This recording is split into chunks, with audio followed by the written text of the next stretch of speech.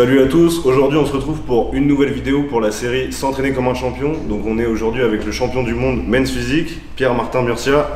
Bonjour à tous.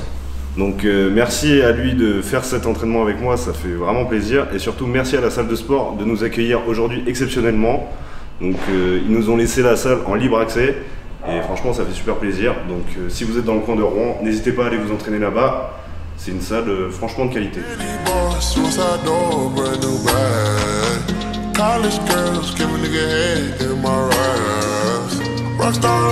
Ok, du coup on part sur une séance jambes. Les jambes, j'ai un peu mal au dos aujourd'hui, on va plutôt partir sur une séance pec. Ok, ça part. On vous montre tout ça. Let's go.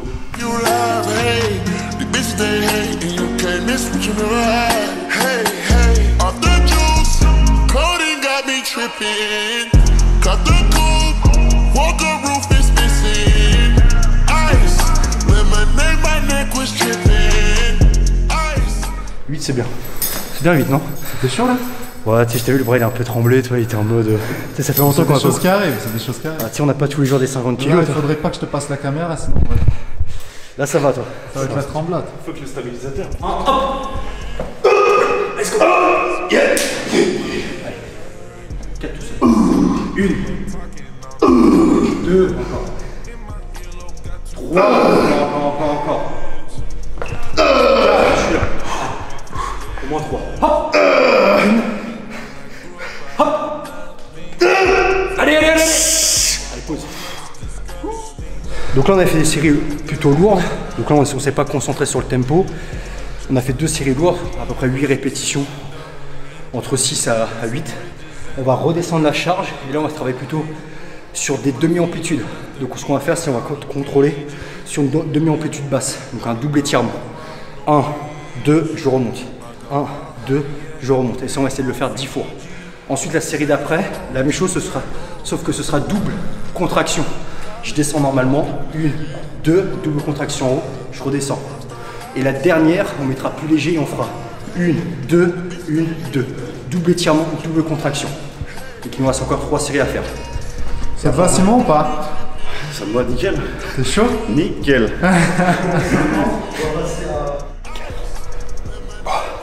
Super. Allez.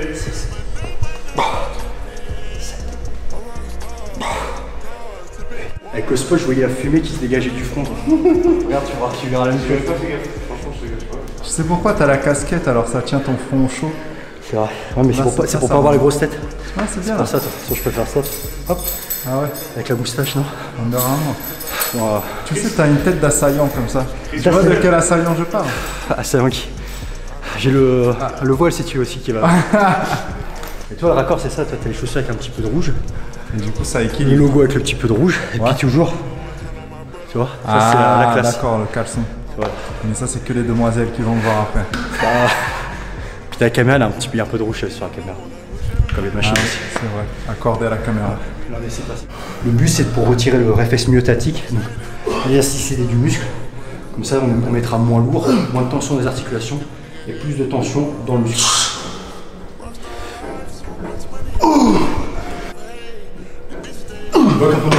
Je suis 12 là, frère. C'est un peu comme, tu sais, tu fais du popping, toi. Qu'est-ce que tu me dis? Easy.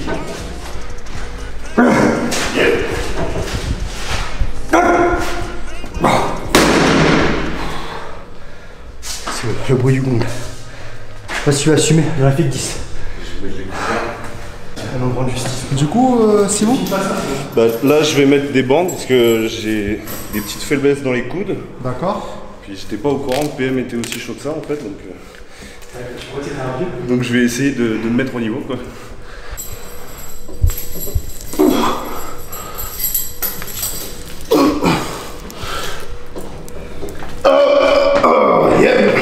Au moins 8.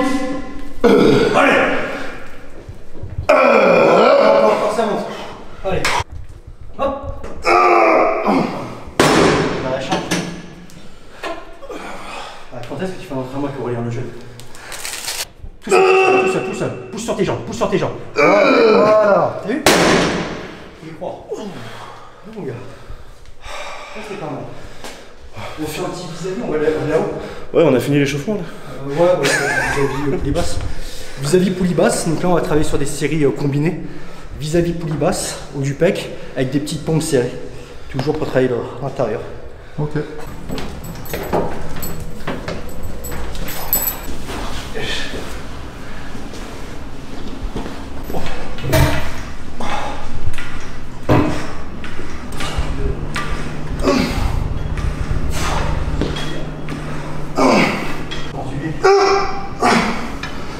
Je sais plus. Regarde.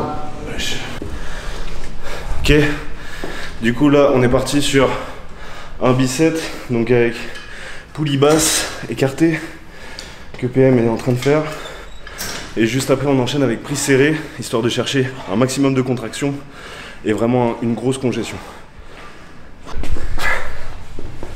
Super, c'est agoniste, antagoniste. Agoniste, antagoniste. Tu sais comment je sais ça? Non. Parce que tu m'as dit ça il y a 6 ans.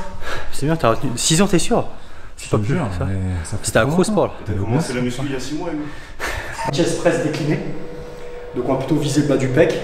Là on va dire c'est un mouvement un peu plaisir coupable. Full contraction, on voit le pec qui va grossir à peu près à chaque série. Ouais, on va s'amuser avec un petit dégressif. Ouais, je pense aussi. Donc on va se faire 4 séries, entre 3 et 4 séries, on va voir s'il est motivé. Là on va dire celle-là, on la compte pas, c'est pour voir la charge, voir un peu la machine. J'ai peur que ça soit déjà un jour ça. Tu fais 8, on va faire 8 répètes entre 8 et 10. Tiens, on retire du poids et on enchaîne encore 8-10. Voilà. Puis à derrière, on retirera de plusieurs répètes. Ça va ou pas? Si c'est trop léger, arrête et qu'on rajoute du poids. Pas trop d'énergie. Je pense qu'on va rajouter après. Vas-y, après, bon, je rajoute direct. Bon. Ressenti. Bah, j'ai l'impression que je suis un débutant quoi. C'est vrai que là du coup depuis quelques mois je me suis un peu mis à faire des techniques au lieu de juste pousser le plus lourd possible avec pas une exécution trop dégueulasse. Mais là faire des grosses variations avec des doubles étirements, des doubles contractions, c'est vrai que ça me change et franchement ça fait un truc de ouf. Encore. 4, 5, 6, 7, allez, 8, traîne un peu derrière. Allez, 10, ok. Ouais, donc là c'est le dernier exercice, on va faire un écarté suivi d'un développé serré. Donc voilà, on a un exercice de pump. Donc, toujours avec une légère inclinaison, on veut solliciter toujours un peu les fibres claviculaires. Et là, je vais vraiment chercher à étirer et quand je reviens, je dépasse pas la ligne d'épaule. C'est-à-dire que ma main est toujours perpendiculaire au sol. Si je resserre, la tension est sur l'avant d'épaule, elle n'est pas sur les pecs. Là, je suis sur mes pecs. Donc je peux même m'arrêter légèrement avant le côté perpendiculaire. Et je me concentre vraiment sur l'étirement des fibres. Je bombe le torse. L'orientation de l'haltère comme ça c'est pour préserver tes coudes et... Après toi, si tu es un peu raide des épaules, tu peux être comme ça. Le problème c'est que tu es en rotation interne de l'épaule. Ouais. Tu engages moins de fibres. Là, tu es en rotation c'est mieux. Est-ce que toi tu fais aussi une mini variation pour avoir une meilleure contraction? Des trucs comme ça c'est bien, tu peux faire ça. Mais le problème c'est que les gens ils font ça, ils touchent, bam. En fait là tu récupères que si tu es là, tu es toujours en tension. Donc quand tu fais ton développé, tu t'arrêtes là. Là tu es toujours en tension, là tu récupères. Tu vois, je peux rester des heures. Là déjà je vais contracter mes pecs pour tenir la tension. Donc le deuxième, quand on est ici, on serre et on se concentre plus sur la contraction des pecs. Donc un exercice qui va optimiser l'étirement. Et le deuxième qui va optimiser la contraction. Donc très peu d'étirement, mais beaucoup de contraction. Là la contraction elle est vraiment violente, du début jusqu'à la fin. Là les poids ils sont légers pour le deuxième exercice, mais c'est ta contraction des pecs qu'il faut faire. qui va rendre l'exercice difficile. Là ce qu'il faut c'est déjà étire tes pecs, toi, comme ça c'est le dernier exercice, tu peux même l'utiliser comme étirement. Donc cherche vraiment à bomber le torse et vraiment ouvrir, voilà. Toujours tu sens que ça s'étire et quand tu reviens tac, voilà. Et là toi si vous êtes avec des partenaires, ça c'est le petit truc d'Hamza, la petite poussée. Là c'est magnifique, parce que là il est obligé de contrôler le retour, et là en fait il récupère jamais. Voilà. Et là on voit qu'il est un peu raide des épaules, parce que quand il descend il fait une rotation interne de l'épaule. Descend moins bas mais essaie de garder, voilà, ton épaule toujours en rotation externe, toujours en rotation externe. Donc, ici, l'épaule est là, si l'épaule est là, mon pec il est relâché, ici, là j'ai le pec qui est activé. Et là tu mets une pression, comme si tu vois, je veux pas que ça s'écarte. Donc là, je veux pas que ça s'écarte, tu mets toujours une pression dessus. Voilà.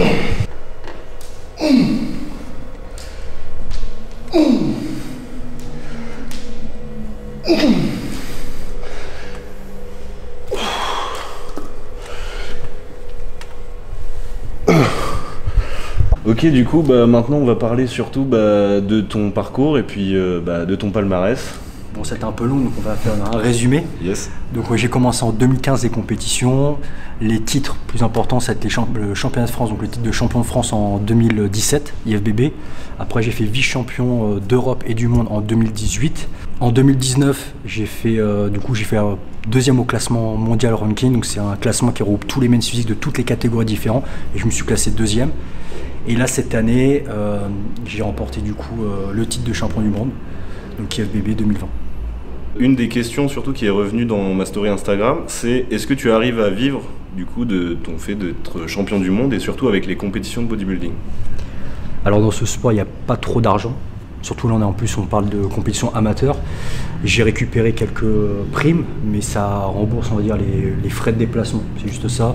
Après, ça reste une passion qui coûte cher. On le fait vraiment pour le côté passionnel. Voilà. Après, c'est intéressant sur le côté vitrine, pour le coaching, pour tout ça. Mais ça reste une passion. Ok.